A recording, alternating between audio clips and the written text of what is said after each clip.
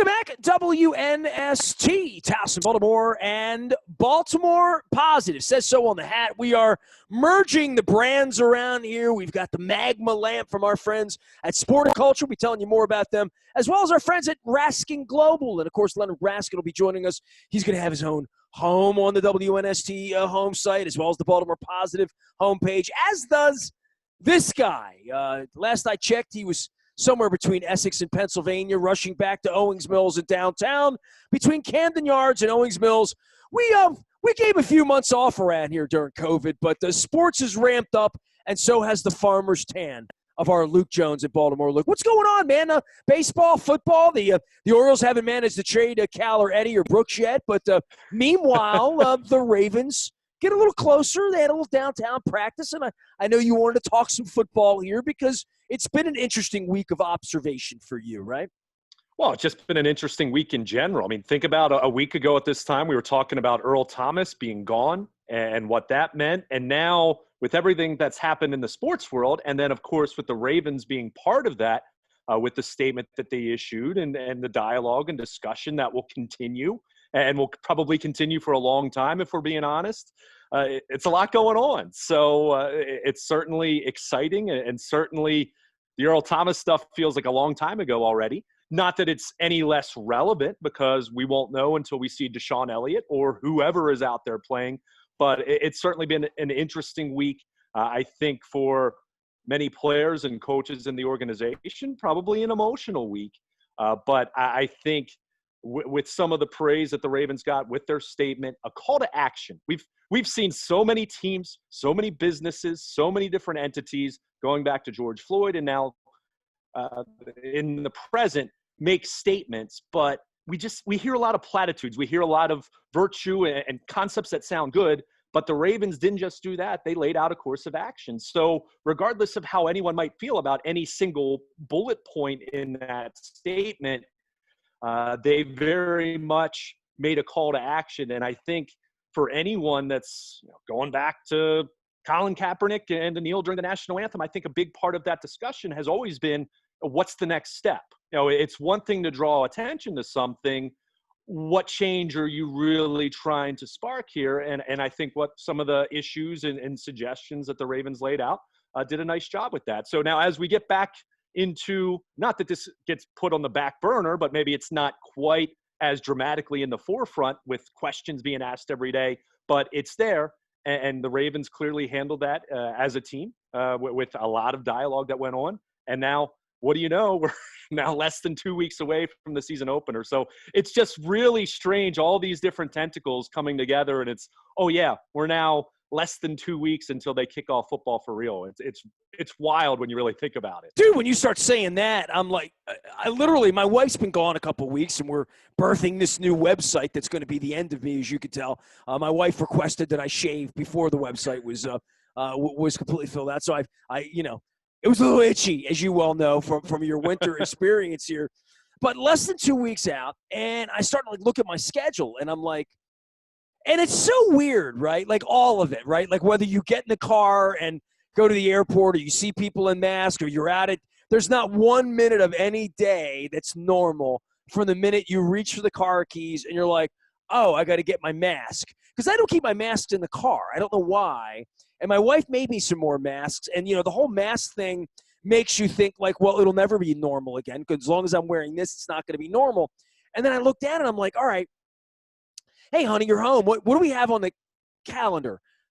Oh, that's right. We don't have a calendar anymore. There's no concerts this week. There's no dinners this week. There's no engagements this week. There's no, we're getting together with Luke and his mom and his sister, and we're going to go to Hershey and see Hootie and the Blowfish this week. Or, hey, it's Labor Day. Let's go down to the beach, or let's hang out at the pool, or whatever. I mean, other than like heirloom tomatoes and some dented peaches and some delicious white Silver Queen corn from Barton Felder's, I have no associate. Well, the gold watermelon also associates me to the Ravens preseason, but no crappy preseason games. There's been no Boggers peaches, no going to Westminster. It's like all of our things are weird. And then there's like, all right, well, there is the football game in 13 days. So this is where it gets weird, Luke. So for me, and my background, going all the games, and you getting on half the planes, and my wife getting on the other half the planes, where I'm like, all right, So the Browns are the 13th, and I'm like, yeah, okay. So that I can walk over to that, and I'll just walk, and there'll be nobody downtown. There'll be no tailgating. There'll be no purple. It won't look like a game day. You know, Brian Billick won't be walking past the Hyatt and over the bridge. Like, everything that's normal. Like, on that day, I guess I'm going to, like, walk over there at 11 o'clock, and there won't be anybody downtown, or will some people show up just to, like, show up? I don't know. And then we'll go in. And then, like, the next week they're going to play in Houston. And I have a flight, and I got a room last week, and I'm like, am I really going to do this? Am I really going to get on an airplane, fly to Houston, get a room, get a car, sit there, wait all night, wait till the next day, then get up, then drive over there, and I'm the only one going to get there. I guess there's not going to be anybody there either. I'm going to show up, I'm going to take the elevator up to the roof. There's not going to be anybody there. You've done this for like a dozen Oriole games now, before they traded away Brooks and Cal and Eddie and Chico Simone and everybody else they traded over the weekend. I don't know, man. And then here's the really weird part. My wife's like, well, you know, all right, you know, you're going to go to the Browns game. Then what happens? I said, well, here's the really weird part. I said, so if I go and I come back, and they might be 0-2, they might be 2-0. We might be wondering whether the season ends or begins, or who's down with COVID, or the Raiders still in business or whatever. But then, like, the next week, I'm going to get to sit at home with you on Sunday, and we're going to watch games all day. And then on Monday night, no one's going to come downtown, and Patrick Mahomes is going to be here, and Andy Reid's going to be sleeping over at the Four Seasons. And then we're going to show up on a Monday night, and the lights are going to be on, I guess, and there's not going to be anybody there, I guess. And I guess I'm going to go over and watch Patrick Mahomes and Lamar Jackson play this game that last year I flew out to Kansas City and you couldn't get near the place. I don't know, man. I mean, I'm just rambling, but I'm starting to, like, envision everything other than the football. Yeah. And at some point last week, I said to somebody, well, I guess, you know, everything else is weird about life except that at 1 o'clock on Sunday, they'll give us all something to do, right? And I guess that's the point, right? Like, I'm not watching the Islanders play the Flyers right now. Yeah, I mean, that's it's what we've said all along. I mean, it's not ideal. It's certainly not normal. I think if you're looking for something to be positive about, if you look at the COVID list around the NFL right now, I mean, the false positive fiasco last weekend aside, it's been, you know, knock on wood, pretty seamless, and it's been okay. I mean, it's only a few players on that list right now. I think certainly once we get into, just like we talked about this with baseball, once they got into the season, the travel element, and not that NFL teams are going on 3-city road trips like you see in baseball, where there's a lot of time away from home and a lot of time where players are needing to manage and be responsible. It is a little more of an in and out kind of setting for the NFL in that way, but that's going to be the next big question, because to this point, you know, for all the concerns about contact and offensive linemen breathing on defensive linemen, there hasn't been much of that. I mean, as far as anything that could be traced to the field itself, I haven't heard of anything. Well, there is a part of this, and I'll say this, that baseball and basketball and hockey all set up shop first, and the Marlins embarrassed everybody, right? And then the Cardinals piled on, right? And then Doug Peterson, you know, pops dirty, and Sean Payton can wag his finger and tell everybody, and Von Miller can say, I still can't breathe, right? Like, all these players that have had it or have had problems, or they come back, and certainly having teams shut down, I know one thing, you know, Mark Andrews doesn't want football taken away from him, but he also wants his paycheck. They all want to get paid, right? So the only way you get paid is to stay in business right now, right? So, you know, if the band shuts down and can't go on the road, nobody gets paid. Right. So I would think, as much as anything, if I'm an NFL player and, yeah, I want to play, and, yeah, I want to make the Super Bowl, and I want to get my touches, and I want to, you know, get my stats, and I love to play, and I've flown off to camp in town X, Kansas City, Owings Mills, wherever you are.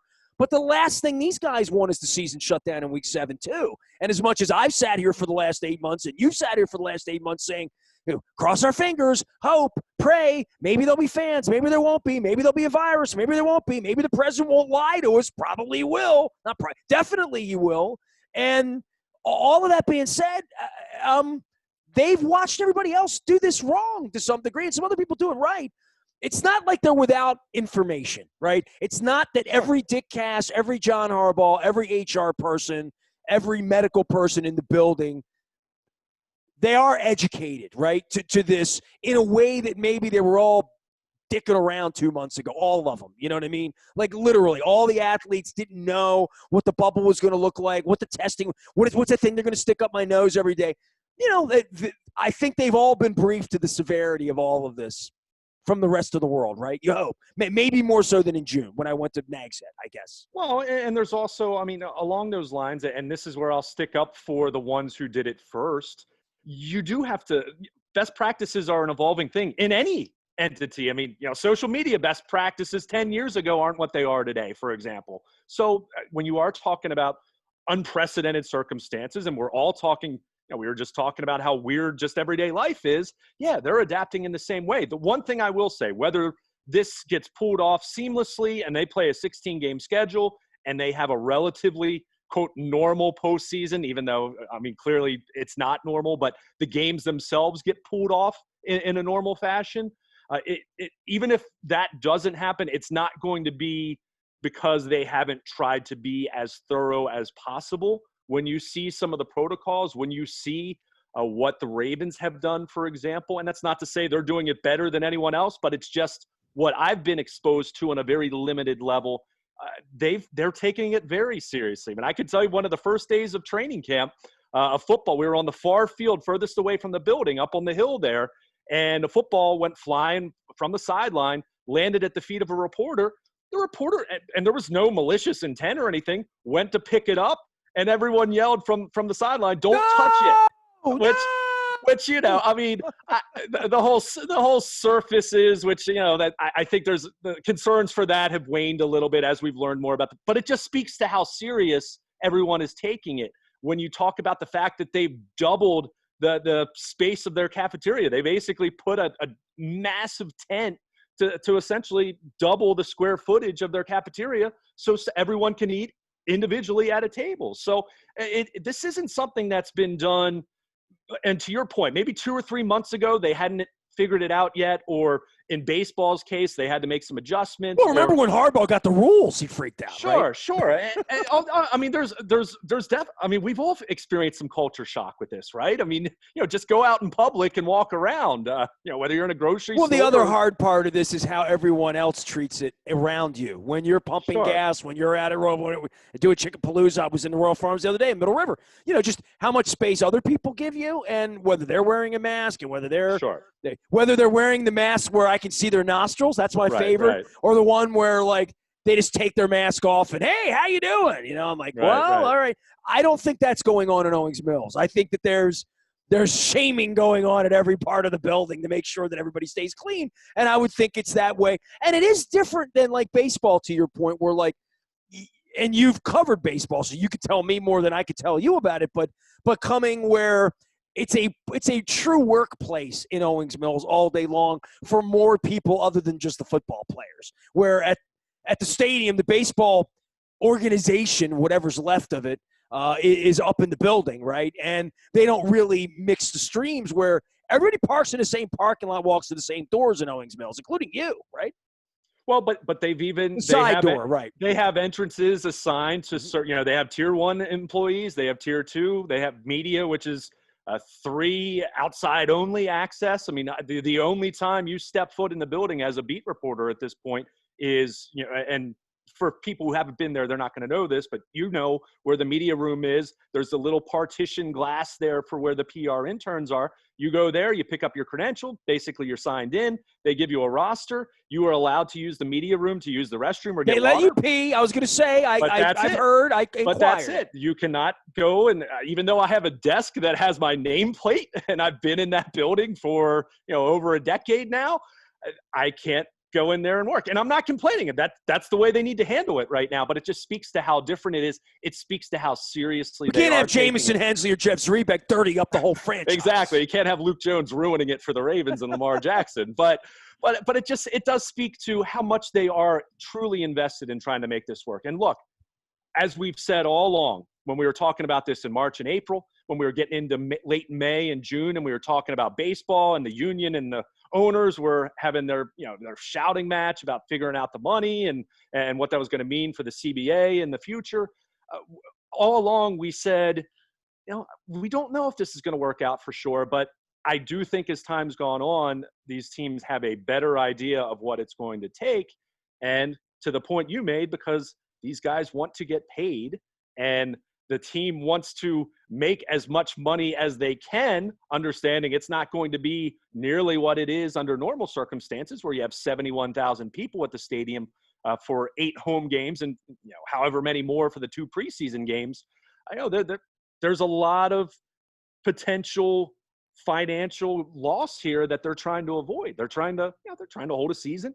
They're trying to get paid. They're trying to make sure their TV partners have content that they can show in the fall. So, there's just so much to this. But again, it keeps coming back to personal accountability. This is as cliche as it sounds. You always hear about a chain is only as strong as its weakest link, and that's really what this is. If you have 1 or 2 players who they were off on Sunday, 1 or 2 players who went out and because they're in their early 20s, and we all remember what it's like to be in your early 20s and wanted to have some fun, but they're somewhere they shouldn't have been from a social distancing standpoint, that puts the entire operation at risk. So I think as long as you have good leadership, good messaging, and you've really built that culture, and we talked about this a lot with Earl Thomas and the football culture and the locker room culture, those same principles apply whenever these guys aren't at the facility. When they're at the facility, generally they're safe, right? And we didn't even talk about it. Everyone in the organization that is of that higher tier, and this is even PR staffers, they have basically a GPS tracker that they wear on their wrist that beeps anytime anyone else that's wearing a tracker within the organization is within 6 feet of them. So, it just speaks to the science and technology that they have tried to use to try to mitigate, to try to distance. And we'll ultimately, again, we don't know if it's all going to work out, but I see an organization, and I would like to think the 31 other organizations have done this as well. They've gone to great lengths to try to make this work. Again, does that mean it's 100% guaranteed? Of course not. But they're very much invested in trying to make this work because they all want to get paid at the end of the day. Well, right. You in order to keep the business running, the family business has to run. We have to stay clean. He is Luke Jones. He is Luke at WNST.net. Of course, Baltimore Luke out on Twitter covering the Orioles and the Ravens this week. We'll get to the Orioles. We're going to stay on the Ravens. All of it, of course, brought to you by our friends at Royal Farms Chickenpalooza. Wrapping up, winding down. That doesn't mean that they don't have chicken. It doesn't mean the Western fries aren't delicious. It just means they're going to have other specials and other great stuff I'm going to be telling you about as we move into September here and into football season, as well as our friends at Taharka, the Caramel Crunch. I'm almost out of the honey graham. We're going to restock that. The good news is I don't eat the roasted strawberry or the key lime, so we have plenty of that around. So my wife's into that. I'm more into the chocolatey and the caramels and the coffees and the Oreos. And I'm waiting out the eggnog.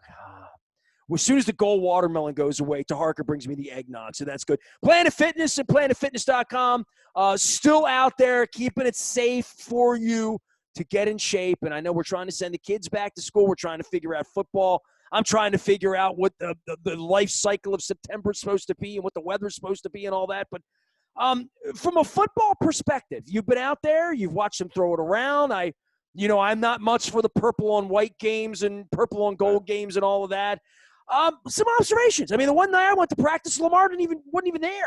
So I guess they knew I was coming. They figured out, keep him away from Lamar. But for you in witnessing this, and the Rams aren't here to shove around, and the Eagles aren't here to kick around, and the Jaguars aren't here to fight with, and whatever, we had the chippiness of Earl Thomas. Give me a little camp report, because when you don't see him play on Thursday night against the Giants in the Meadowlands in front of 12,000 people, you don't start to make observations. And that's probably going to be the weirdest thing of all of this is, like, other than you being out there watching him toss this around as the mean machine, it's going to be like, boom, there's Baker Mayfield. I wonder who that guy is. Give me a scorecard, right? Like, what number's Marlon Humphrey wearing? We're going to be at that level very, very quickly.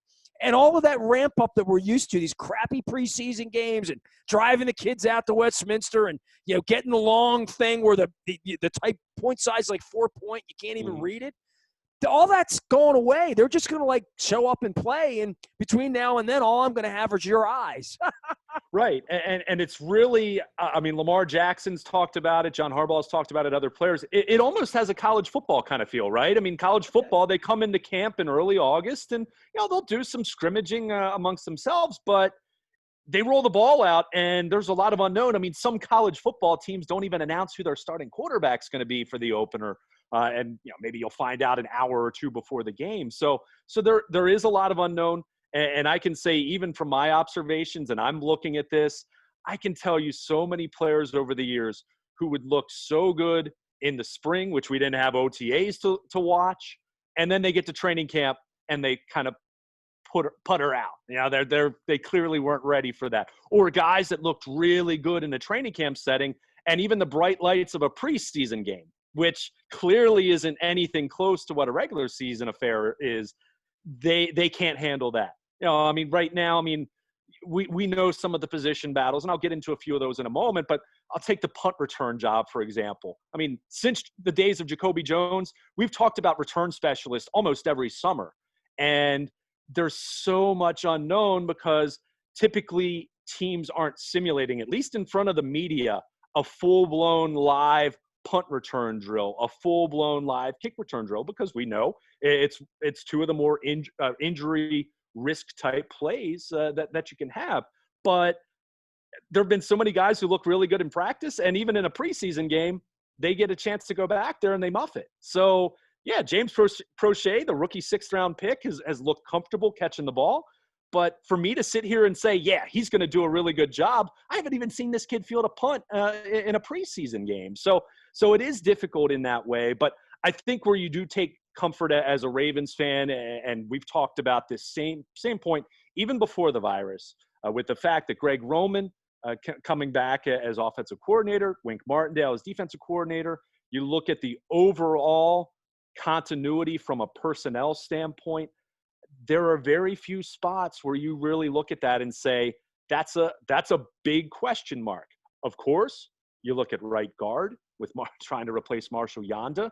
We anticipated a big battle potentially between 4 or 5 different guys. To this point, and I will remind everyone that you never say, you just don't assume that it's going to continue this way, because Bradley Bozeman moved into that left guard spot so late last summer. But to this point, it's looked like it's going to be DJ Fluker. And I still go back to the veteran effect of not having the spring, not having a normal training camp. So much abbreviation in what they're trying to do. No preseason games for young guys to work out. So it looks like it'll be DJ Fluker at right guard. Number 3 tight end. I mean, you think about some of these position battles, they aren't necessarily spots that are going to make or break this football team. Do I know who their number 3 tight end is going to be at this point in time? No. In fact, I would even say there's probably a decent shot that it's going to be someone that's not even on the roster right now. But it's number 3 tight end spot at this point in time. Well, we're also getting to those cuts, right? As much as the Orioles dealing away half the team, we're now up on that. Like, here we are, and somebody else is going to cut somebody that Eric DeCosta and George Kukanis are going to like, right? That happens every year. Well, and that's going to be something that's really interesting too. And I'm going to use another position battle as an example here. But because of no preseason games, what does that mean? There's no preseason tape. So think about how that potentially impacts roster decisions. And I'll use the number 3 quarterback spot, for example. We assumed Trace McSorley would be the number 3 quarterback, a year under his belt, knows the system way better. And Tyler Huntley, the rookie free agent, had no spring. I mean, this is a kid who didn't get a chance to play in any preseason games. I would assume he was the long shot, and McSorley wasn't a lock, because I don't know if you ever say a number 3 quarterback is going to be a lock, depending on your roster needs, but I assume that's how it was going to go. However, based on what we've seen in 2 weeks of open practice, Tyler Huntley's outplayed Trace McSorley in practice. Now, do I know if Huntley is consuming the same level of the playbook that McSorley is? No, we don't, because those aren't things that we can necessarily pick up just watching practice, and coaches aren't going to go into great detail in talking about that. But based on just the eyeball test, how they've looked, Tyler Huntley's looked like the better option as the number 3 quarterback. Now, going back to what I was saying, though, about no preseason games and no preseason tape, and what that means for the 32 teams, not just evaluating their own team, but also being cognizant of what else shakes free with the other 31 teams, as you know, the point that you were making a few moments ago. But in the case of the Ravens, and I think this is going to be the case for everyone with the reality of the pandemic and coronavirus testing and the fear of not just having a positive test, but it being a quarterback or potentially being two of your quarterbacks because they spend a little more time together, even if it's just on the practice field. My thought is you probably would like to keep, whether it's Huntley or McSorley, the one that's the odd man out on the practice squad. And you have a 16-man practice squad right now. However, when you kind of look at this, who's more likely to pass through waivers? Is it Tyler Huntley, who's a rookie free agent, and no one drafted him? The Ravens signed him. He kind of has a unique skill set, although I think he's got a pretty nice arm. In fact, I've been more impressed with his arm than his mobility, and he's a kid who can move around. But there's still so much unknown, and clearly the fact that no one drafted him right off the bat tells you that I'm not so sure someone's going to claim him off waivers. On the flip side, Trace McSorley was a 6th-round pick, came from a higher profile program and had some pretty decent tape in the preseason last year. So even if you think Huntley has been the better quarterback, if it's strictly a matter of wanting to try to keep both of them in the organization and one of them being on the practice squad, if you're Eric DeCosta, do you potentially gamble and say, you know what? I think there's a better shot that McSorley gets claimed on waivers than Huntley. So I'm going to hold on to McSorley. He's my number 3 guy, and I hope he's going to be inactive on game day anyway, because I'm just going to go with Lamar and RG3. Trace McSorley's got to play in week 6 for, until week 13. They're not going to win anyway, right? But my point is, if you're trying to keep all 4 in the organization, meaning one of those guys is your number 3 and the other guy you want to get onto the practice squad just because you want more depth.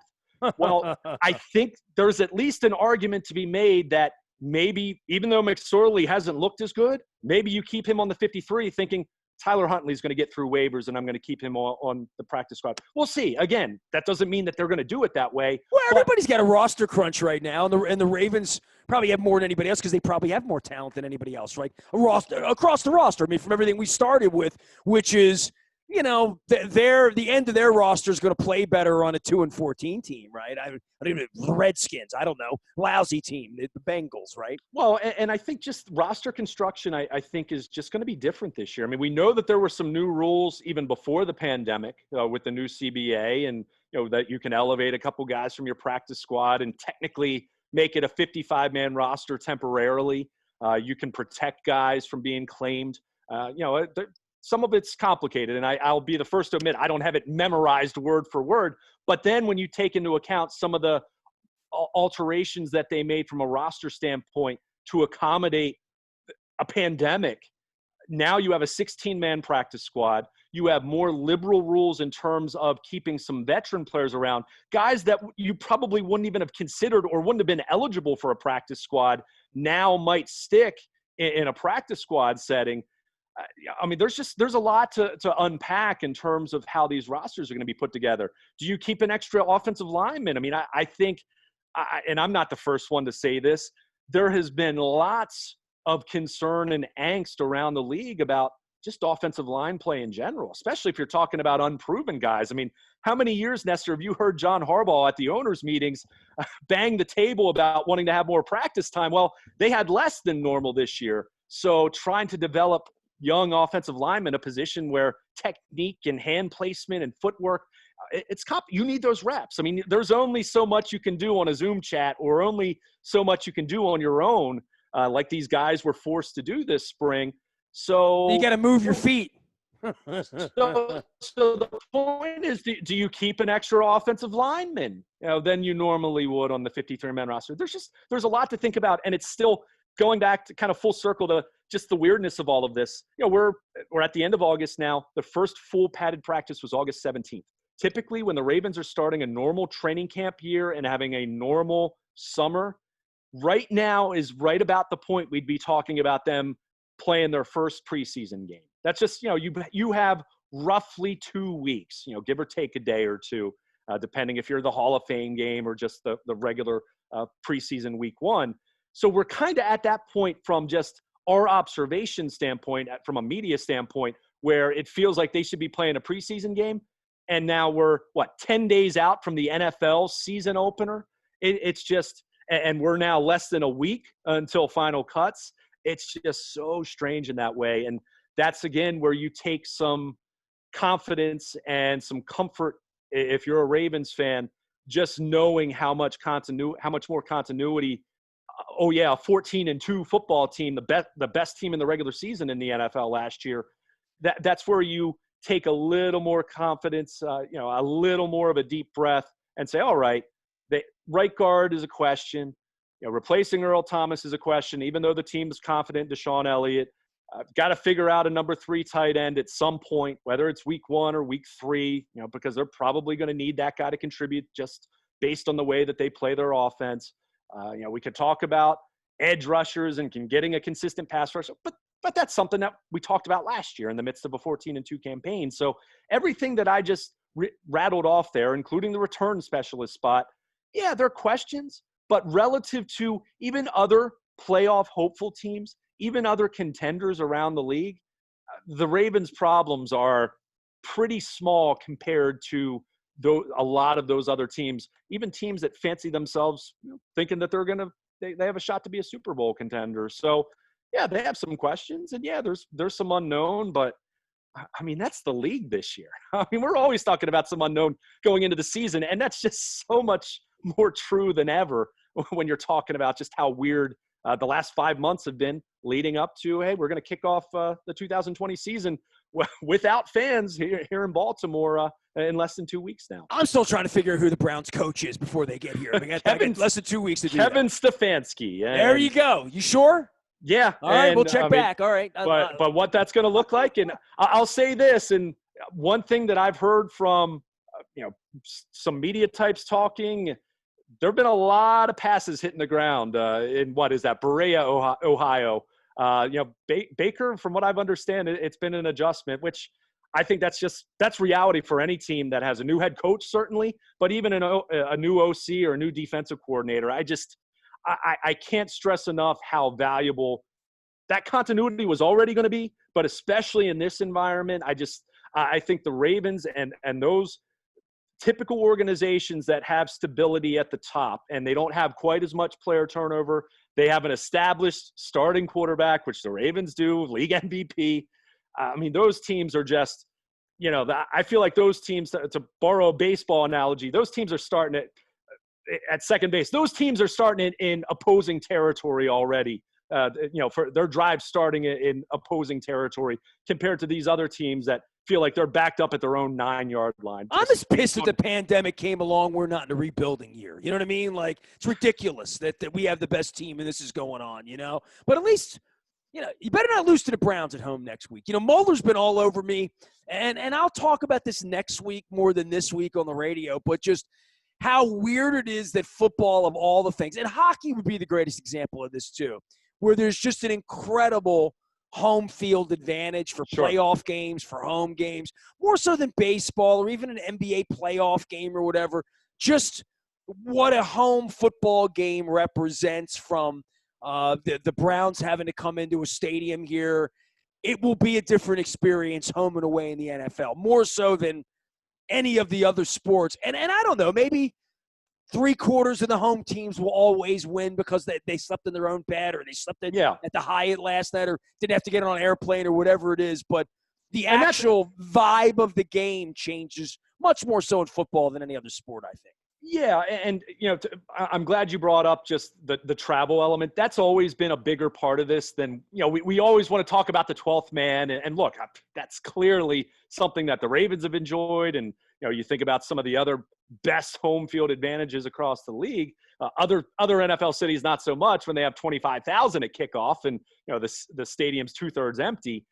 But that is going to be really interesting to see how that plays out because it is just. The game very rarely in the other sports, and you can speak on this with hockey better than I can because I'm not a big hockey guy. I don't feel that basketball really, maybe some college, maybe Cameron Indoor Stadium if you're talking about college basketball, but NBA not so much. Certainly not Major League Baseball other than just the general advantage of batting last compared to batting first. but just think of how much design goes into play calling. I mean, these guys wear, the guy with the green dot has a radio transmitter in his helmet to get the defensive signal because, that it's just easier to do that. And it's got to be really good, pristine, clear sound because you're typically dealing with a lot of crowd noise. Think about how offensive plays are called and how that works. You think about pre-snap penalties and false starts and delay of game penalties because of crowd noise. And I know John Harbaugh talked a little bit about this late last week. There is going to be it sounds like the protocol will be a certain amount of ambient noise for the empty stadiums. And we know that some stadiums, are, at least at this point, are planning to have a reduced capacity. Buffalo had crappy noise over the weekend. Yeah, very true. They had no noise. What happened to Buffalo? Yeah, but it's definitely going to be different. And we've talked about this a lot with the other sports, and we talked about how maybe some baseball players have had the advantage of it being a little bit quieter. Football being the emotional sport it is, and I think anyone who even played at the high school or collegiate level, I mean, I was a very average high school football player, but we had a good crowds for our games, and you feel that juice. And I mean, just multiply that on a scale where you have 71,000 people downtown for a Ravens Steelers game. I mean, there's going to be some, I don't want to say emotional letdown, but there's going to be some emotional therapy, some kind of, you're going to have to find other ways to get yourself motivated. And maybe it's going to be John Harbaugh and head coaches having to give a little bit more of a win one for the Gipper kind of speech. Maybe it's going to be guys going a little more Ray Lewis-like to get their teammates pumped up. Because, and you saw it with some of the clips from the stadium on Saturday night, guys running out of the tunnel and they kind of simulated the game, how a pregame, halftime, all that goes, just from a procedural standpoint. It's, they run out of the tunnel and it's weird. There were a handful of people in the crowd, some media and, some staffers and whatnot. So it's very different. And look, I think they'll get used to it. And I fully expect the product. It's not going to be what it normally is just because of, the NFL is so different in the fact that you only get 8 of these in your home stadium. It's the closest thing you have. It's a ritual. Some people it borders on religion, in a pop culture kind of way. It is different than 81 home games in baseball or 41 home games in the NBA or the NHL. You only get 8 of these. 10 technically counting the lousy preseason games that no one wants to go to, but you get 8 of them. And for that to not have that, that weekly Sunday climax where all that anticipation, and you just don't have those fans, and they're from afar. The fans are still going to be jacked and excited from afar, but it's going to impact the play at least a little bit early on. And I think players will get used to it. Hopefully not so used to it, that we're not talking about these kind of things for too long. And, certainly you hope next year's normal or closer to it. But there's going to be some adjustment. And I think, just like we talked about, those guys that are able to find other ways to motivate themselves, and not to say that these guys aren't driven, but just they get emotional charge. There's an adrenaline rush you get from hearing that crowd. We've all experienced that adrenaline rush sitting in the stands just watching. So imagine being those players not having that. It's going to be different. And it's so funny. You mentioned the Kansas City game coming up, Monday night game. You think Patrick Mahomes, Lamar Jackson, 3. Finally, the Ravens getting to host Kansas City and to try to exact some revenge after losing the first 2 meetings there.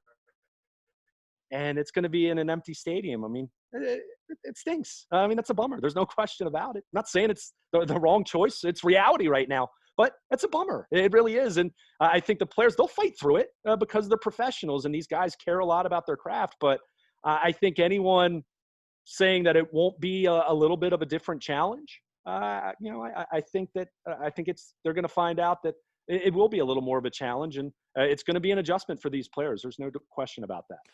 He is Baltimore Luke, and Luke at WNST.net, dutifully chronicling all things Orioles and Ravens. We'll get to the Orioles.